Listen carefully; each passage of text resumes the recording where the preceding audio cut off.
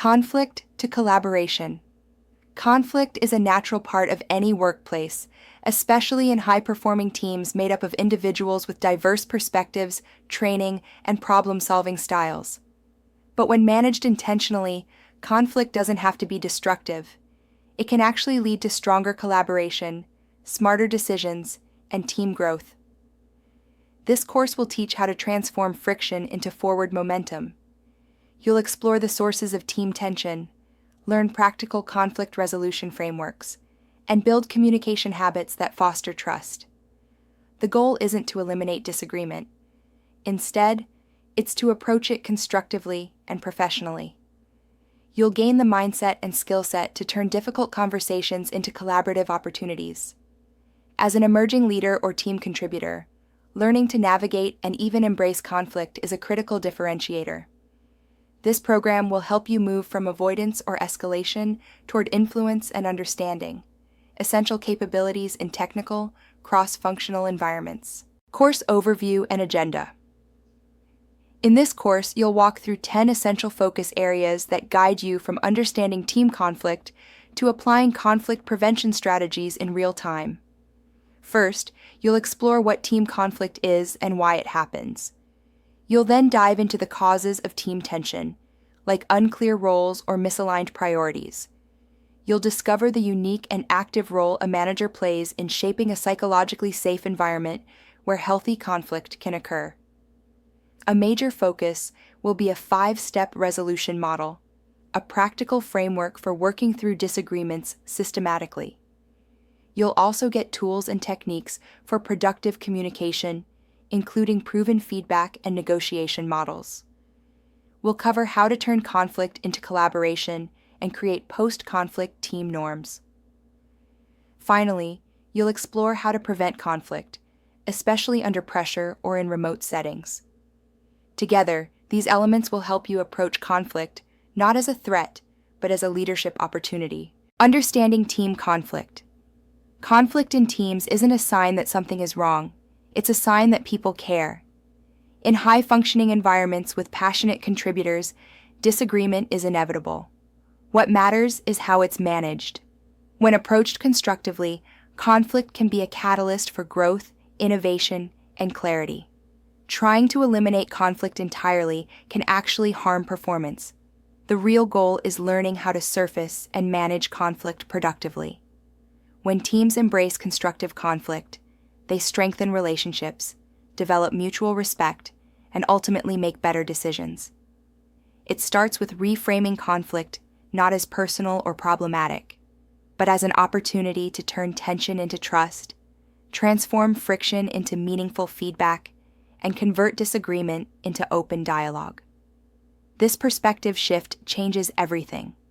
It sets the foundation for team resilience and continuous improvement, especially in technical fields where diverse viewpoints are essential to success. Types of conflict in teams. Conflict is inevitable in teams, but not all conflict is bad. In fact, high-functioning teams learn to surface and resolve certain types of conflict in healthy, productive ways. The key is understanding the type of conflict you're facing so you can respond appropriately. Task conflict is often healthy. It involves disagreements over ideas, goals, or strategies, like whether to focus on quality or speed. When managed well, task conflict encourages diverse thinking and leads to stronger outcomes. Process conflict focuses on how work should be done. For example, debating whether to use agile or waterfall methods. While it can slow things down temporarily, process conflict can be productive if resolved with mutual respect. On the other hand, relationship conflict stems from personality clashes, tension, or lack of trust. This type of conflict is typically harmful and can erode team cohesion if not addressed carefully. Finally, status conflict involves power struggles over roles, influence, or recognition. Left unchecked, it can be damaging, undermining collaboration and morale. Not every conflict requires the same approach.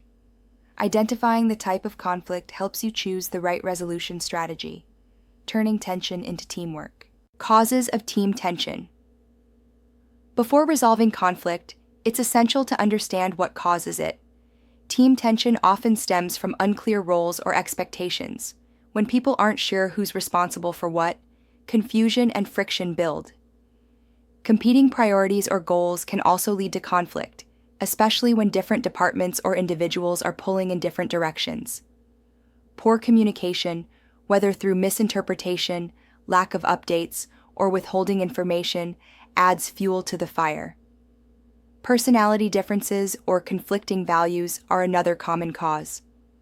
For example, a detail-focused engineer may clash with a fast-moving product manager.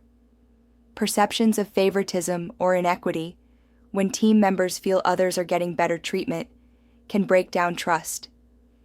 And finally, stress from deadlines, organizational change, or outside pressures can heighten sensitivity and spark disagreement. Spotting these root causes early helps prevent escalation and allows for thoughtful, timely intervention that protects the team's cohesion. The manager's role. Managers play a central role in shaping how conflict unfolds and whether it resolves constructively.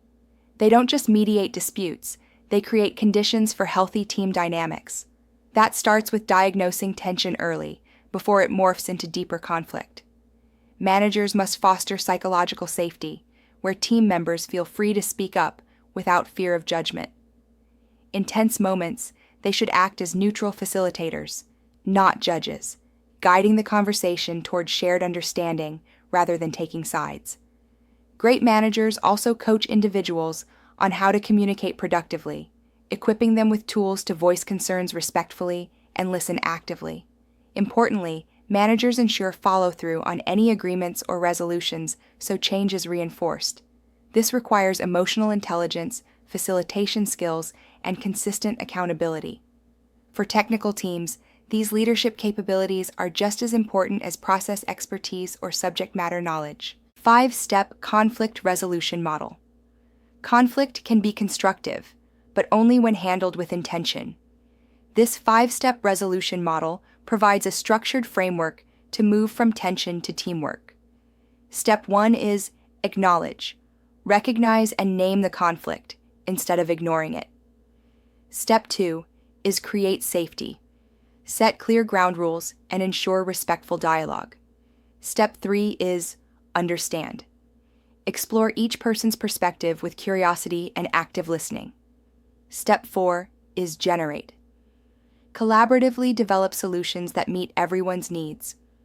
Step 5 is follow up. Revisit the resolution to reinforce progress and refine agreements. This model isn't about eliminating conflict, but transforming it into a positive force that strengthens your team. In technical environments where problem-solving and collaboration are essential, this framework helps maintain momentum, reduce churn, and build trust even in high-pressure moments. Step 1. Acknowledge the conflict. The first and often most courageous step is to acknowledge that conflict exists. Ignoring tension sends the message that unresolved issues are acceptable or unsolvable. When leaders professionally name the issue, they create space for resolution. Unacknowledged conflict tends to fester. Resentments build, miscommunication increases, and trust erodes. By contrast, directly addressing tension signals respect for everyone's perspective and demonstrates emotional maturity. It also models accountability and integrity for the team. A helpful way to begin might sound like, I've noticed some tension in our last few project meetings. Let's address it so we can move forward more effectively. Phrasing like this keeps the tone professional while opening the door to dialogue. When leaders normalize conflict as part of growth, teams are more likely to speak up early and work through issues constructively. Step 2. Create a safe environment. Psychological safety is the foundation of effective conflict resolution. Without it, people stay silent or become defensive. Creating safety starts with establishing ground rules for respectful communication. That includes speaking calmly and using professional language. It means focusing on behaviors, what someone did, not on their character. For instance, say, I felt overlooked when the data wasn't reviewed, instead of, "You don't respect my work." Listen to understand, not to win. Practice full presence, withholding judgment while others speak. Encourage responsibility taking by using I statements, which promote ownership over blame. For example, "I need more clarity to feel confident" is more productive than "You never explain things." When teams feel safe to express concerns, they don't just avoid conflict, they improve the quality of their collaboration and decision-making. Safety doesn't remove conflict. It enables honest, healthy conflict that leads to stronger outcomes. Step 3. Understand perspectives. True resolution begins with understanding, not debating. This means using active listening and empathy to uncover the real drivers behind the conflict. Start by encouraging I statements rather than accusatory you statements, which often trigger defensiveness. Then ask each party 3 powerful questions. First, what happened? Focus on observable facts, not interpretations. Second, how did it make you feel? Emotions provide insight into impact. Third, what do you need going forward? This opens the door to co-creating solutions. Active listening means focusing completely on the speaker, avoiding interruptions, and summarizing back what you heard to confirm accuracy. Understanding isn't about agreeing with everything. It's about ensuring every voice is heard and acknowledged. This builds trust, diffuses tension, and makes it possible to move from past grievances to shared goals. Step 4. Collaboratively generate solutions. Once all perspectives are heard, shift from what went wrong to what can go right. Generating solutions collaboratively means asking, what would good collaboration look like going forward? Define the kind of teamwork the group wants to build.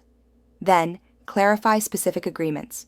What boundaries or behaviors will help prevent recurrence of conflict?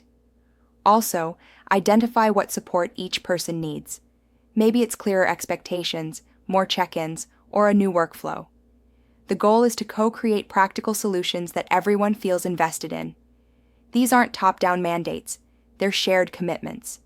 When people help design the solution, they're more likely to follow through.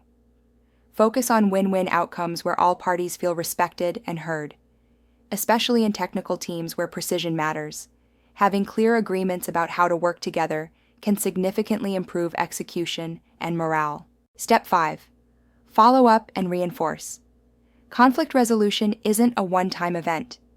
Without follow-up, even the best agreements can fade or revert. Schedule a follow-up check-in within 1 to 2 weeks after the resolution to revisit commitments and see how things are going. Use that time to recognize improvements and give specific feedback that reinforces change. If setbacks occur, and they often do, respond with curiosity rather than blame. Ask what's getting in the way and how the team can support each other better. This consistent follow-up signals that the conversation wasn't performative, it was meaningful. It also builds accountability and helps the team internalize new behaviors. Over time, this creates a culture where tension can be addressed early and constructively. Just like continuous improvement in engineering, lasting change in team dynamics requires iteration, reinforcement, and learning. Communication tools and techniques. Equipping your team with the right communication tools is essential for managing conflict effectively. These tools provide structure, reduce misunderstanding, and help turn difficult moments into opportunities for growth. The SBI feedback model, short for situation, behavior, impact, is a method for delivering feedback without triggering defensiveness. It focuses on what happened, what was observed, and how it affected others. The ladder of inference helps individuals reflect on how they interpret situations.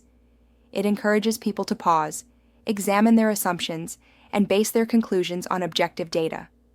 Lastly, interest-based negotiation shifts the focus from fixed positions, what someone says they want, to the underlying interests driving those positions.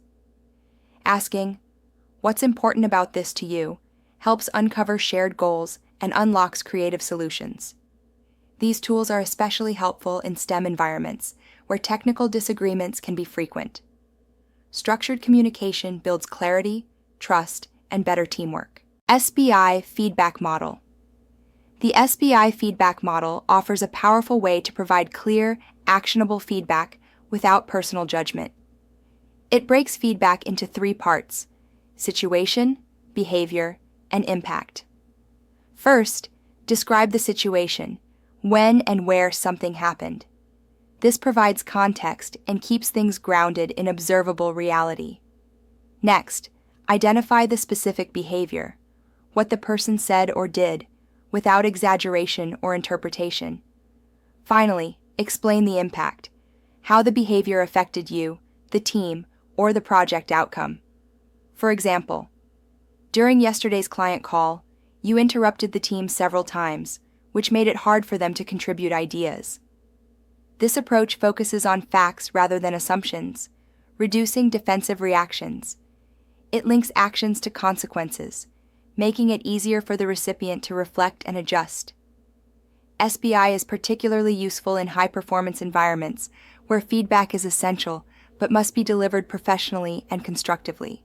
Ladder of inference. The ladder of inference is a valuable model for understanding how people form beliefs and take action, often based on incomplete or biased data. At the base of the ladder is raw data, what actually happened. From there, people select certain data points to focus on, often unconsciously. Then, they add meaning and make assumptions, which lead to conclusions. These conclusions drive beliefs and ultimately actions. This process happens quickly and can lead to misinterpretation or overreaction in conflict situations. By using the ladder, team members can slow down and examine how their thinking evolved. They can ask, what did I actually observe? What assumptions did I make?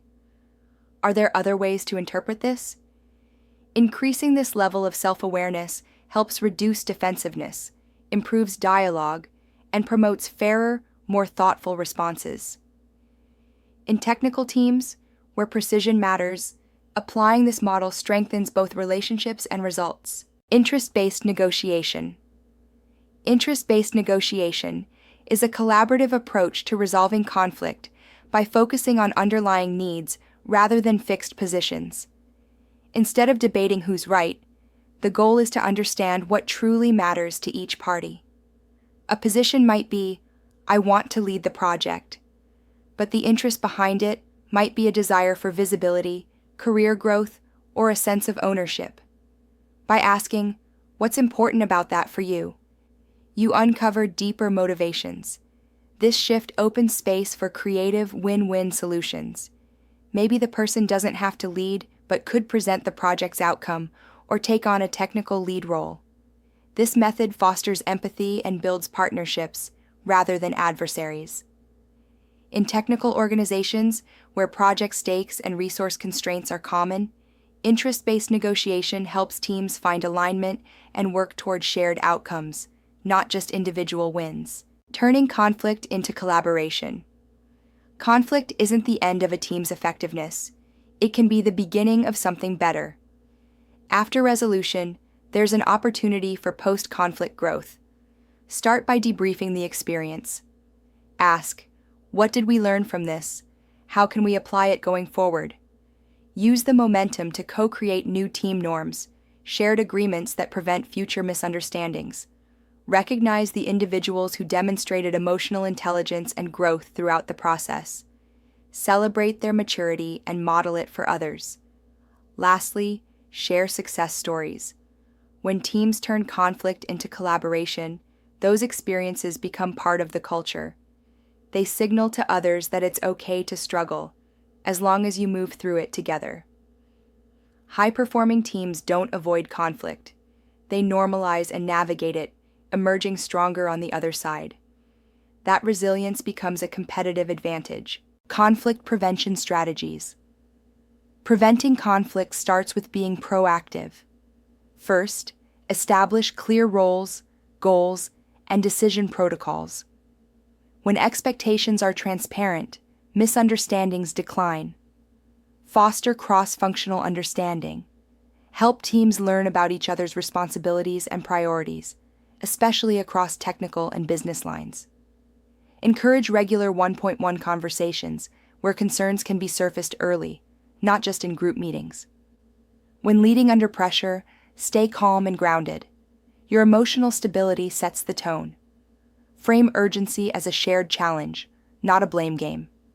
In remote or hybrid settings, be mindful of tone ambiguity in written messages. Use video or voice for sensitive discussions. Remember, conflict is a leadership opportunity. It allows teams to clarify expectations, surface better solutions, and strengthen relationships. How you handle conflict becomes part of your leadership identity. Moving from conflict to collaboration is a sign that you're not just managing, you're leading with purpose and empathy.